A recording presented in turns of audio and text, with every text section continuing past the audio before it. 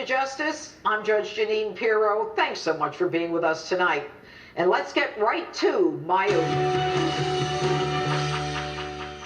It's time for the emotional bullying to stop.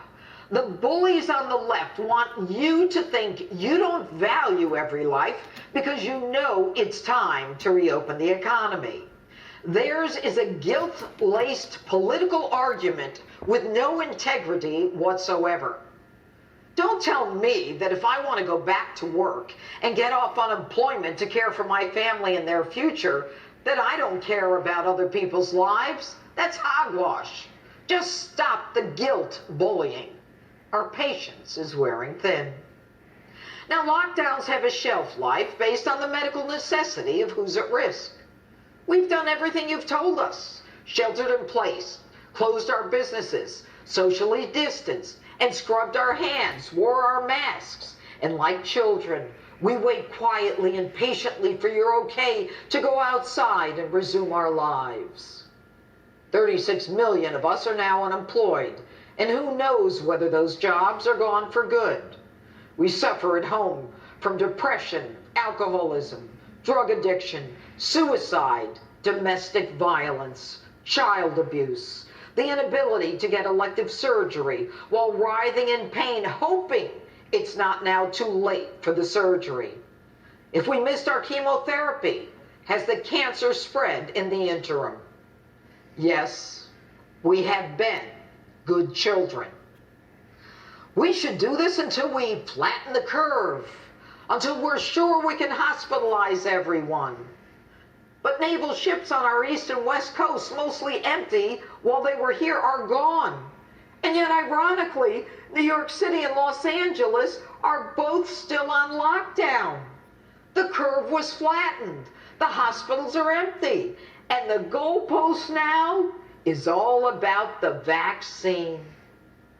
Power-hungry governors like Gretchen Whitmer in Michigan and stay inside in all 83 counties when only 6 counties have a problem.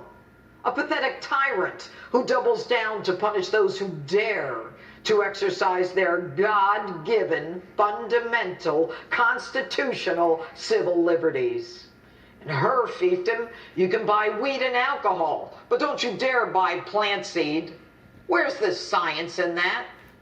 You can go to Walmart and Target to buy ice cream, eyeglasses, and fabric. But you cannot buy the same eyeglasses from your local eyeglass store, or ice cream from the local ice cream store, or fabric from your local fabric center. What am I missing here? The big businesses, Walmart, Home Depot, Target, survive. The little guy, the small business owner, not allowed to open? Is this about destroying the middle class? Is this a socialist dream where there's no work left, so we have to keep relying on the government? And places of worship are singled out as parishioners meet in parking lots on Easter Sunday to listen to church services over their car radio and then are targeted for COVID violations. A federal court had to halt Democrat Kentucky Governor Beshear's ban on gathering at churches. Democrat Governor John Bel Edwards ordered congregants to not gather more than a minimal number in church in Louisiana. But that pastor says his church is cleaner than gas stations, Walmart, and Sam's Club. A megachurch pastor who was arrested for holding religious services in a packed church was granted a reprieve by Republican Governor Ron DeSantis of Florida, who said church services are essential and religious institutions can be open to the public. It's not about science. Folks, this is now about the left and the right digging in. The left is dug in to make sure that we're sheltered in place for as long as possible, like Los Angeles now for at least another 3 months. And yet the states run by Republican governors in Florida and Georgia are pretty much open for business. When Republican governors Ron DeSantis of Florida and Brian Kemp of Georgia go against the left's dictates, they are accused of engaging in human sacrifice and not listening to science. Yet theirs is a testament to protecting the vulnerable and opening the economy of their states.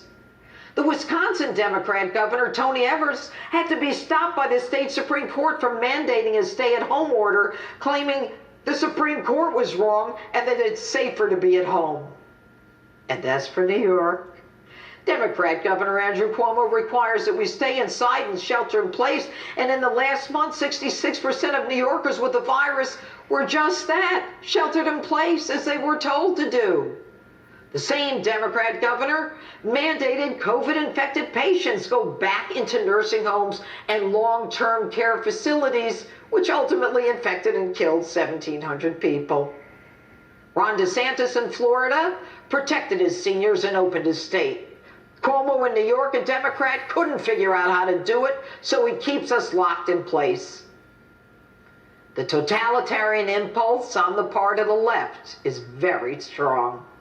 It is truly stupid to let criminals convicted of crimes out of jail and lock up a hairdresser because she wants to make a living.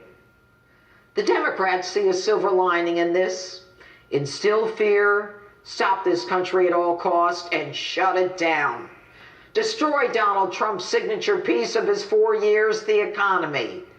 Those who say that it's too dangerous to vote at a polling place say write-in ballots are necessary. Nancy even put it in her $3 trillion stimulus. Really? It's a Democrat's dream. Write-in ballots are teed up for corruption and ballot harvesting. You tell me why it's dangerous. Take a look at this picture. If people can go to Home Depot and distance 6 feet, why can't they go to the voting booth and distance 6 feet?